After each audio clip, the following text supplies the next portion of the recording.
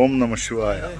പ്രിയപ്പെട്ടവരെ, 2024 വൈശാഖ മഹോത്സവത്തിന് ഏതാനും ദിവസങ്ങൾക്കകം ആരംഭം കുറിക്കുകയാണ്.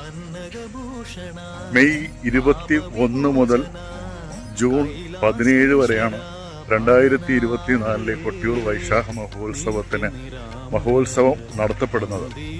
കൊട്ടിയൂർ ഭൂമിയിൽ ഇപ്പോൾ തന്നെ പ്രക്കൂഴം തുടങ്ങി ചടങ്ങുകൾ, അതായത് വൈശാഖ മഹോത്സവം ആരംഭിക്കുന്നതിന്റെ ഭാഗമായുള്ള ചടങ്ങുകൾക്ക് ആരംഭം കുറിച്ചിട്ടുണ്ട്. അത് ഈ ഭൂമിയിൽ എത്തുമ്പോൾ തന്നെ നമുക്ക് കാണാൻ കഴിയും. കാരണം വളരെ നിരവധി കർമ്മങ്ങൾ പൂർത്തിയാക്കാനുണ്ട്. ആ തയ്യാറെടുപ്പിലാണ് കൊട്ടിയൂർ ദേവസ്വം.